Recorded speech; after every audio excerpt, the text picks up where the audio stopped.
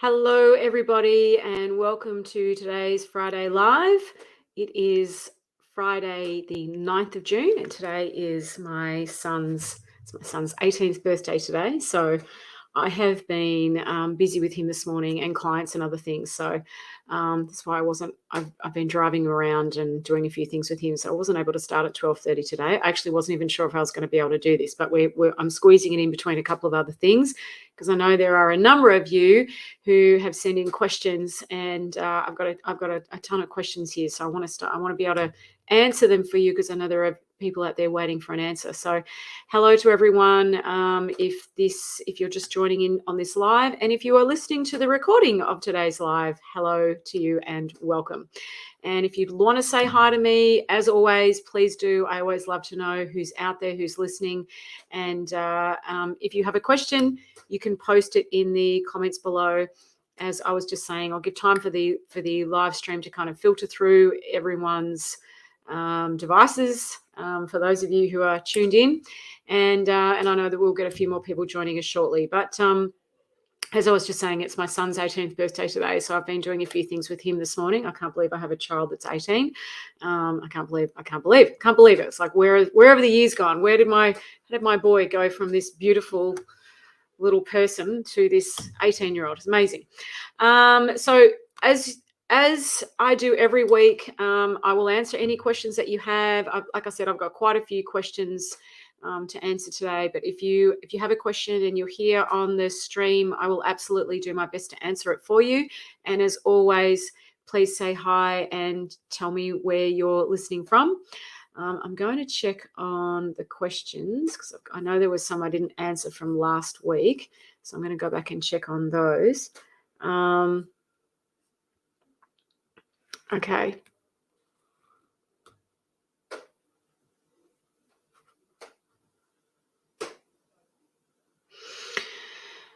All right, so I've got a couple of questions here that I'm going to answer, and I'm just having a quick look through to them now. But what I really want to know is who's out there listening, where are you from? Say hi to me, let me know that you're out there, and then I'll get started on the questions. For those of you who are new to these Friday Lives, I've been doing them now for, I don't even know, it'd have to be at least a couple of years, I'm guessing. I've been doing Friday Lives every Friday at around this time. And I answer any questions that you might have around relationships, life areas that you're stuck in. And, for those of you who are maybe new to what I'm doing or new to my work, I do have a different approach to, I guess, traditional relationship help or counseling. I really want to show people that relationships can be simple and easy, and that there is a simplified way of showing up and dealing with our emotions, with other people. And, it doesn't matter what relationship you are dealing with, the answer is the same. And I think this is crucial, right? This is a very important thing to know, that no matter what relationship you are dealing with, the answer is the same. Now, when you can come from a baseline of similarity, sameness, where you can draw from that and take something, the principles of something, right, and then apply it here, that simplifies the whole thing. Okay, it really, really does. And I'm very passionate about helping people know this and understand this, because when we look at relationships through a simplified lens, we don't get so overwhelmed, we don't get so reactionary, we stop all the crazy overthinking that takes up all our bandwidth. We feel less frightened, and there's just simply more of us on offer. Okay, we're in a better state of mind to be able to deal with our own and somebody else's emotions and their frailties and all of those things, which we actually really need to be good at. If you are someone who wants to do relationships well, and everybody has capacity for this, right? Everybody. The one thing you've got to know how to do, and this is what really, I think, causes such a big issue. The one thing you've got to know how to do is you've got to know how to navigate your frailties or your own insecurities, and we've all got them. Like, that's just a very human thing. So if someone's to come to me and say, I don't have any of those things, well, I'm going to say, oh, I think you do. You just, maybe you're in denial, or maybe you haven't looked at it closely enough, but oh, you do. Everybody does. Okay. So you want to know how to navigate your own, and then you want to know how to navigate somebody else's. You do those well, you will knock it out of the park. Seriously. because this is the one thing that we struggle with when we're feeling insecure and when we're not feeling great within ourselves. How we navigate that impacts the people around us. And then let's just say you are feeling good within yourself and the person you're with or the people you're with aren't feeling great. How you navigate that impacts them, right? So this is super, super, super important. And I think something that just isn't talked about enough. Okay, we've got a few people saying hi. Fantastic. Hey, Roz, thank you so much for saying hi. Always lovely to see you, honey. Oh, David, you're in Auckland, New Zealand. Wow. Okay, I know you travel a lot, David. So last time I think you said hi. You were in Brisbane, I think. So okay, you're in New Zealand. Lisa, you're in Wellington, New Zealand. Fantastic. And Roz, you already know the answer to that question, honey. We've talked about this many times. But anyway, so what I want to do is I'm going to read out a couple of questions that have been sent through to me so we can get started here. Okay, so first question. Hi, Fiona. I have a question for you. I've recently separated and requested space from my husband, as for a very long time I have felt stuck, unappreciated, disrespected, and like I have to walk on eggshells. We did couples counselling, and this only reinforced my need for space, as it became very clear that he wasn't willing to change some behaviours or work on us. Now, I just want to address something in what this person has said here, because I'm not saying that what this person has said is not true, but the problem with some couples counseling, okay, is it's not so much that people don't want to address a behavior, right? It's not that they don't want to. It's just that they in that session there's no space for them to do so. Does that make sense? So they feel, and this is this whole thing about learning to navigate frailties. When you're feeling insecure, when you're feeling like you don't know where to begin or overwhelmed, you will shut down, right? And you will become defensive. And I think this is really tricky for people. So if you're doing couples counseling and you're in a room together and you're still feeling really stuck and you're feeling frustrated and there's a lot of resentment, it's very hard for someone to find the space to be able to be reflective, look inside themselves, and do so from without all the fear and overwhelm, and go, yeah, maybe there's some stuff for me to bring to the table. Generally, people are quite defensive in a situation like that. There's not a lot of room for them to be able to access that, and so it looks like, or it shows up as them not being willing, but often they're just really frightened, and there isn't enough space being created in that session. Now, this is why I'm really quite adamant on, if you're going to do something like that and you're both in a space where you're not feeling great and you're shut down and frustrated and resentful and all of those things, you need to do some sessions individually first, right? And this is what I say to all of my couples. We're going to do some stuff individually, so there is space for that person to be able to look at what they need to look at inside themselves, to be able to be reflective, to be able to find out what it is that they perhaps need to change and bring to the table. Now, it's very hard to find that space when your partner's looking at you and there's all this kind of pressure, and so we do become very defensive and shut down. And then if we feel as though the counsellor is not neutral enough, and I hear horror stories of people not being neutral enough, I'm not saying that everyone's like that, but some are, then there becomes even less space. So all I'm going to say is, I'm not saying that this wasn't your experience and that your husband, wasn't willing to change or work on something, but he may also have not felt as though there was room for him in that session to be able to do that. Sometimes you can ask someone a question, how come you feel this way? How come this is going on? And they may not even know the answer to that question. So they'll say, I don't know, because they literally don't know. I don't know why I do this. I don't know why this happens. I don't know. And then they get stuck, and then they become very shut down, and they just get frightened. They just get freaked out. So, it's really important to be able to create the space, okay, in that session and set people up for success, so that they are able to access that. Now, it's very hard to do that when your partner is sitting in the room. And this is because generally you're going to listen through the lens of, I don't agree with that. Why would they say that? That's not what I said. That's not what I meant. And that's what you're listening through the lens of. So you're listening through the lens of agree, not agree, defensiveness, frustration, all of those things. So it's very hard then for you to be in a reflective state of mind, right? Can you see that? Very hard to be in a reflective state of mind, which is the only way you're actually able to take on board, maybe there's something for me here. Maybe there's something I need to bring to the table. When you feel like you have to defend yourself, justify yourself, and explain yourself, there's just no room there. So it's really important that that space is created. This is very, very, very important.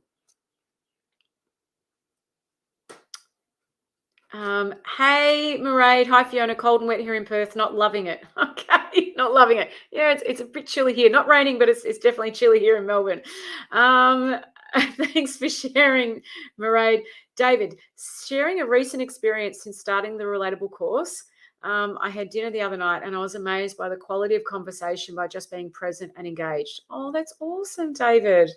Oh, that's so fantastic to hear. I know, isn't it amazing? Is this so? What David has just said, I cannot tell you how important this is. When you're present and you know what being present feels like, and you know it, and you have a reference point for being present, you notice so much more. You are aware of so much more. You are present to what's there. Most of the time we're not. We're present to what's not there, or we're thinking about the future or the past. We're not present. There's a lot to notice when you are present. Truly, it is you actually see more, you feel more, you experience more, you're engaged more. You are actually, and when I say you feel more, I mean that you are in the feeling of what's there, right? Now, this is where I say that so many of us do not know what's on offer when it comes down to the depth and richness of feeling that's available. Because when your head's going really fast, you are skimming the surface. You really are sniffing at the fumes of what's on offer. When you're present, actually you start to feel it. You feel where someone else is. You become way more emotionally intelligent because you're very in tune and it feels amazing. So I love that. Thank you so much for sharing that, David. That's really cool. That's exactly what's on offer. And these are the things we miss because our minds are going so fast and we're thinking about all the things and we're defensive and we're worried and we're in shutdown or projection mode. And we just miss this. And this is the magic. I think this is the elixir of life, truly. What is available in a moment of now that we miss? We miss. I cannot tell you. This is where relationships are made, or where relationships, or I should say, this is where goodwill is created or not created, in how you are showing up in a moment of now, in these small little moments. Are you present, or are you off somewhere else with no idea of what you're doing? Okay, so important. It's how you create connection, partnership, a meeting of the minds, a sense of calm, a feeling of depth and presence, where people get a sense of you. You know, I was sharing this recently. I did I ran a relationship. I guess what would you call it? Not a program, but I did a workshop, a 2.5-day relationship workshop to a group of leaders last year. And one of them came to me and said, Fiona, a lot of people, really lovely man, a lot of people say that I'm standoffish. And he said, I don't understand that. He said, I'm such a cruisy, easygoing guy. I don't understand why people say that I'm standoffish. And this was on day 2, I think, of this. So I'd chatted to him a few times and gotten a sense of him a little bit. And I looked at him and I said, well, I can't feel you.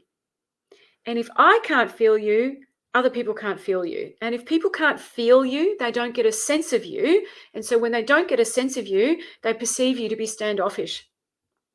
It's really interesting. Now, when you're present, people can feel you and they get a sense of you, right? They get a sense of you because you're bringing a feeling to something. We are energetic beings, we're feeling beings, and we're engaging this way before we ever are physically. Now, if you're in your head, you will not be bringing a sense of yourself to something. And so people can't feel you, so they don't know what to navigate. It makes it twice as hard to navigate. We navigate based on feelings way more than we have any appreciation and understanding of. You can get a sense of someone based on the energy that they are putting out. Now, if you're disconnected because your head's going so fast and you're not present, then you won't have a sense of the feeling that you're putting out, and you won't be, the energy of you um, will not be easily identified by people around you. It's very interesting. And so, we get too caught up in what will I say, what will I don't say, but that's kind of irrelevant if this isn't taken care of. This is secondary. What you say is secondary to the feeling that you're in and the energy that you lead with. Secondary. But unfortunately, people don't understand this enough, so they only focus on this and they're missing half the picture.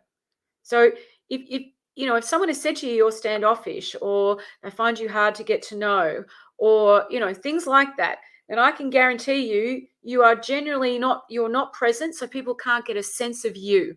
And so then they don't know what to navigate with. Now, this is not even something that we're conscious of, but I'm telling you, this is what's happening all the time. This is how we're navigating things. It's like our spidey sense, as Spider-Man might call it. We all have it, whether we're aware of it or not, and it is operating whether we're aware of it or not. Now, it's so much easier when you are aware of it, because you actually get a strong sense of how you are showing up, and you actually start to see how that is impacting the energy and space of the people around you, because it does have an impact, just like other people's does, right? But all you want to be able to do is get to know your own first, because that gives you a greater sense of knowing, empoweredness, etc., and what you're bringing to the table, because now you've got a sense of something. Otherwise, we're just over here kind of navigating in the dark, thinking it's somebody else, and not recognizing what we are creating and bringing to the table. So and I will definitely have that if I'm working with a client, or someone says something like that to me. If I can't feel that client, I'm going to tell them, because I know they're not present. If I can't feel them, I know they're not there. They're somewhere else. Okay, because when you're present, it has a feeling, an unmistakable feeling that people can pick up on. It's fascinating when you see it. I find it absolutely fascinating. Anyway, I just digressed from the question that was being asked by this person. So I guess what I was trying to say is, I know that you said that your husband wasn't willing to change, and that it became very clear that he wouldn't do anything. But I also just want to throw in that, because I like to play devil's advocate sometimes. I maybe there wasn't the space for that created enough in the session for him, and maybe there was, and he wasn't interested. All right, but just throwing that out there. So you've now been separated for over a month, and you're still communicating and amicable. Through your own counselling, you are unpacking the behaviours that you have appeased and enabled, and these all fall under the abuse banner. I'm very sorry. Okay, very, very sorry. While I miss him a great deal and thought that the space would be short, I'm now realising I don't want these behaviours or toxic patterns in my future. Do I go no contact, which is hard with kids? How do I deal with this? Look, it's really hard for me to answer that, because I don't know how old your kids are. I don't know the situation. I don't know how unsafe or safe you are. Like, there's a lot of unknowns that I don't have access to. So all I'm going to say right now is, if you do not feel safe, right? If you honestly do not feel safe around this person, you don't want contact, then what you might want to do is say that we'll communicate via email. All right, we won't communicate via phone or text, but we'll communicate via email. Or you could say to your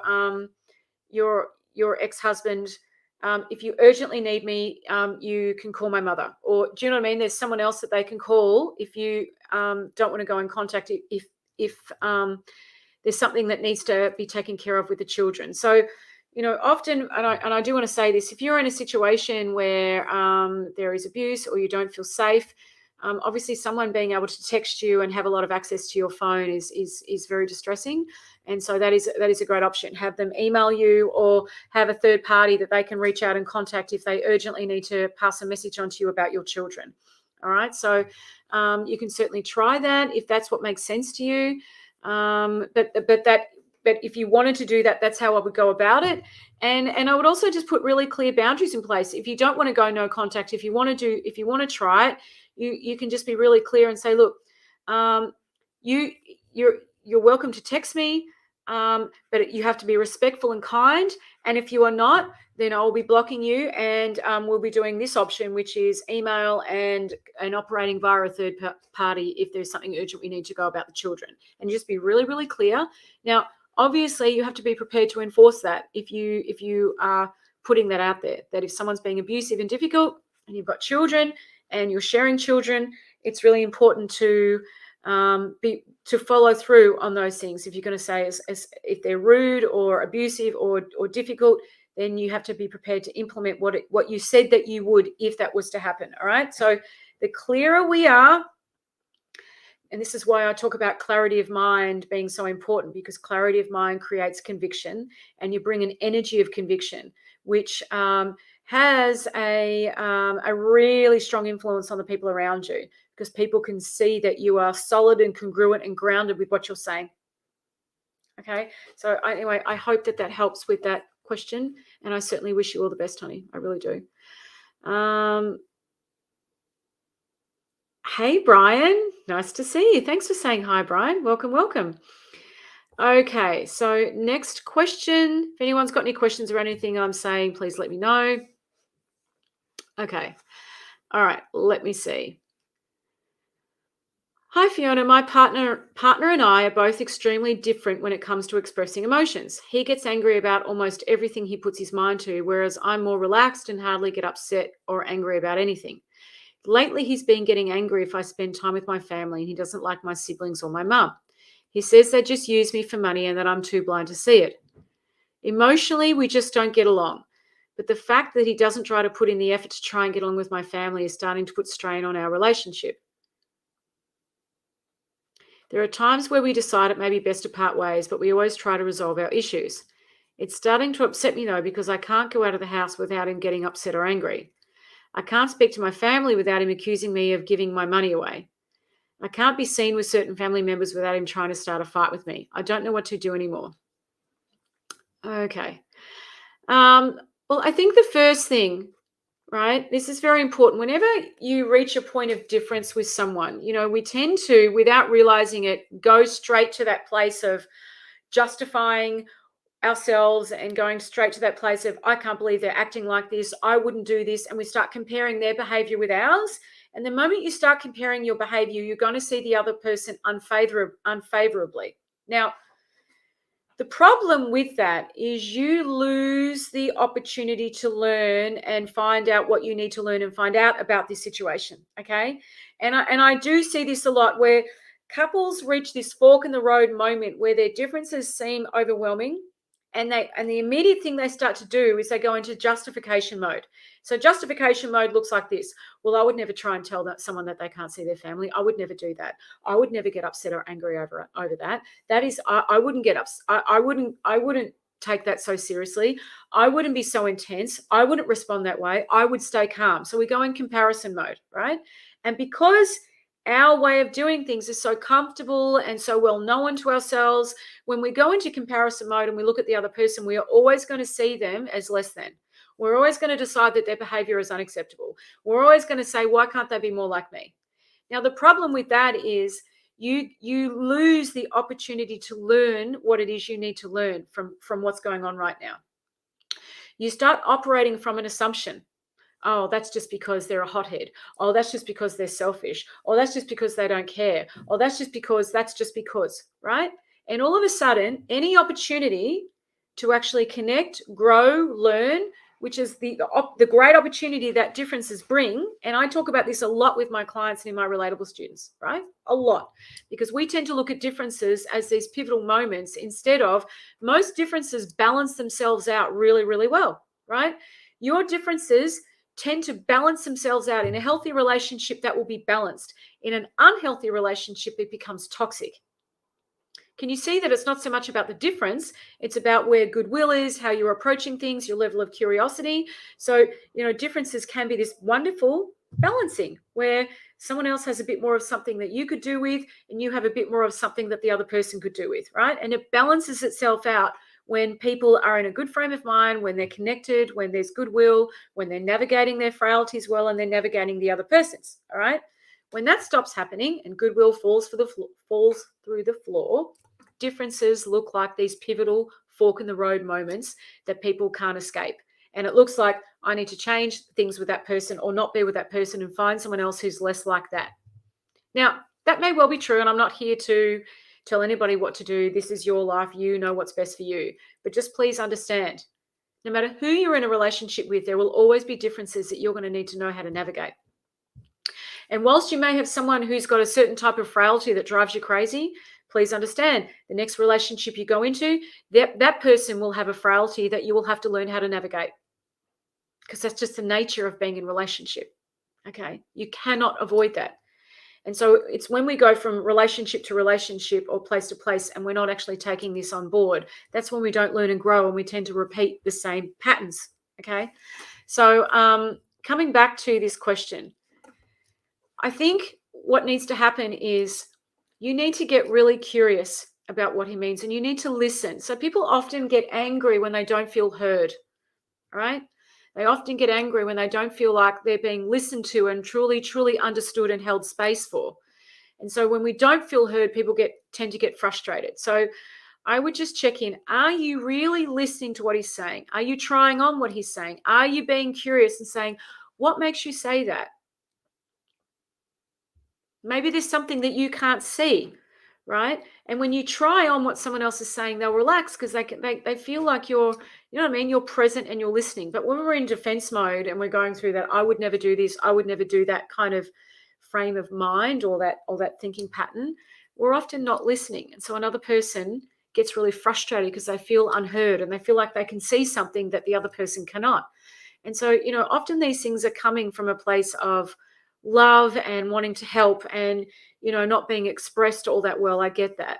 But it's really important that you get curious, that you listen and make sure you're listening and make sure that he feels heard and say, okay, why don't you tell me what makes you say that? And you listen to the conversation. Now, remember, when it comes to listening, you don't have to agree with what someone is saying in order to listen. Okay, it's a bit of a furphy, and this is an excuse people have. Well, I couldn't listen because I didn't agree. Listening has nothing to do with whether you agree or not. Okay, you do not have to agree with what someone else is saying in order to actually listen. They're two very different things. Okay, so I would be listening, deeply listening, getting curious, and saying, "Okay, this is really important to you. I didn't realize how much this was important to you. Tell me about what you're noticing. Maybe there's something I can't see here." And start to try on what they're saying. You'll find that will calm him down because he'll feel heard. Or I'd be very surprised if it didn't, okay? When you bring that to someone, people really they calm right down because it's like, oh, you're finally listening. You're finally trying on what I'm saying. And it's really great because it creates a sense of connection and partnership, okay? So I'd definitely be doing that.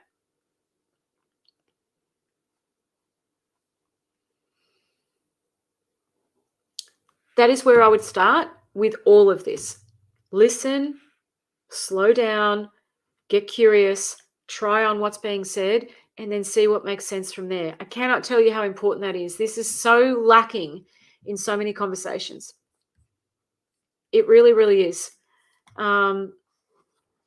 And hence why I teach an entire module on listening and relatable, because this is something that's totally misunderstood. People think they know about listening and they don't. People think they're good listeners and they are not. They think they're really not. People are quite shocked when they learn this, because they're like, wow, I always thought I was a pretty good listener. I'm not. I'm not listening at all. No wonder we have so much argy-bargy, frustration and tension, okay? And especially if you're in a relationship with someone, okay, this is also an indicator of not listening. If you are in a relationship with someone and you say, look, I can't talk about this right now, and they follow you around the house, they follow you around trying to talk to you, badgering you, chances are they don't feel heard. And if you were to listen, chances are that would stop. Now, not every time, but highly likely, okay? Highly likely that's a listening issue.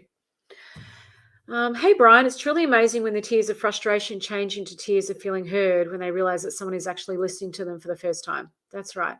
Yes, it is. It's amazing how many people have never felt this. I agree. Absolutely, Brian. It's amazing how many people have never really felt heard. It's really, really interesting. And this is where things like humility, I did a big chat about humility on last week's Friday Live. So if you want to listen to that, I did a big chat about that towards the end of the live. This is where humility comes into play. You have to have the humility to realize what you're doing and to stop being so defensive and to get curious, so that you can create that space where you can truly listen to someone, really listen, without feeling the need to justify, explain, and defend yourself. That's not listening. That's just rebutting. Totally different thing. Okay. Now I've got time for one more question before we finish the live. Actually, how long have I been talking? 30 minutes. Far out. Doesn't time go fast? All right, I'll do one more question before we finish the live. Okay. Hi, Fiona. My partner of 2.5 years broke up with me and wants to move out, but stay close friends as he really cares. We lived together during COVID pretty much from the first day on. Unfortunately, there were lots of fights about commitment, lies, countless arguments, and so on. He said several times it's over, but it was always back to normal the next morning. Now it's over since the middle of Feb, and we're sharing his house until I find something. I really want him back, and I don't know what to do. I feel he still loves me, although he said in Feb he does not love me anymore. Could you help me what to do best? Okay. Let me just sit with that for a second.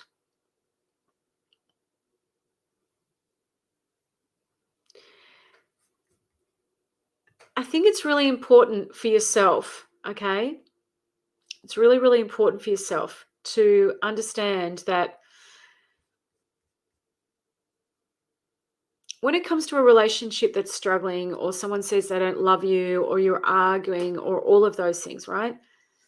I know that you might want this person back, and I know that you might really love them, right? And it's really hard when a relationship breaks down and you still have very strong feelings for that person, okay? It's really, really challenging. And actually, I spoke about this last week as well. So if you haven't watched last week's live, you might find that helpful around this. But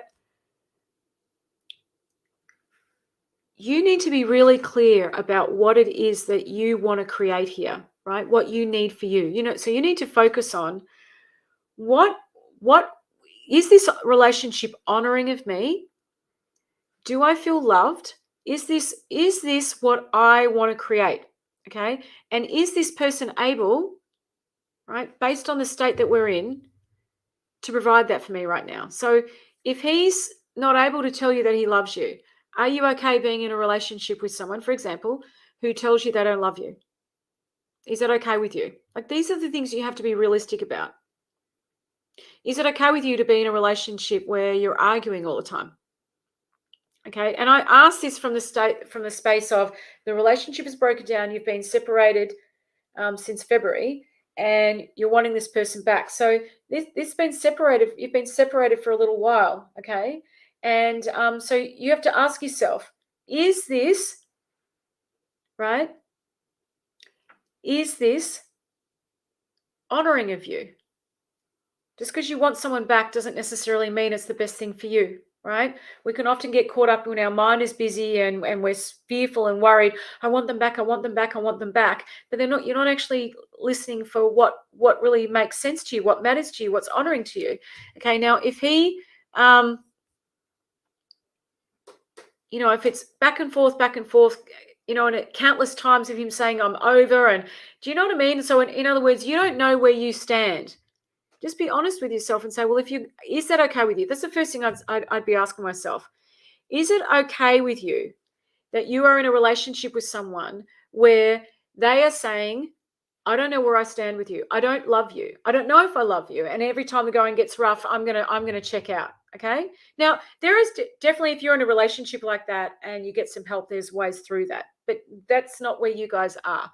That's the first thing I'd be looking at. Is this okay with you? Be honest with yourself. Is this what I want? And it's okay if it is, but understand, if that's what you want, then the way you approach things has to be very different, because you're dealing with someone who's in and out, in and out, in and out. And that leaves you in a state of not really knowing where you stand. So you have to ask yourself, is that okay with me? Right? Be realistic about what is, and then go from there. That's where I'd be starting. All right. There's someone on YouTube saying no one is watching. Probably not on YouTube, to be honest, because I'm live streaming on YouTube and Facebook. So I don't often get people watching on YouTube. I'm a bit slow on YouTube. I'm new to YouTube. Most people tend to watch me from Facebook, to be honest. So that might be why it looks like no one's watching. There probably isn't anyone watching from YouTube. But most of my audience seems to be on Facebook, but this software live streams to both. Brian, if anyone is considering doing Relatable, I can't recommend it enough. I'm currently flipping my life upside down and liquidating my 18-year-old business, which has been a tough decision. If it wasn't for Fiona Relatable, my last 3 years would have been a nightmare. You can smile through tough times. You won't regret learning what Fiona teaches and the truly amazing community family Fee has created. Life-changing, I promise. Oh, thank you, Brian. That's very kind and sweet of you to say that, Brian, and very exciting for you in liquidating your business. Wow, woohoo, good for you. That's very exciting. Thank you, Brian. That's lovely. And so, yes, if anybody wants to know about Relatable, I will put a link down here where you can book a time to have a chat with me and find out more about it. Relatable is my 8-week signature program that teaches you everything that I talk about, but at a much more deeper practical level than I guess I can get to in these lives. Anyway, everybody, I hope this has been helpful to you. I wish you all a wonderful Friday and a fantastic weekend, and I will see you next week. If you have a question you would like me to ask, please send it to hello@fionalukeis.com.au, and I will do my best to answer it for you. All right, everybody. Thank you so much. Take care now. Ciao.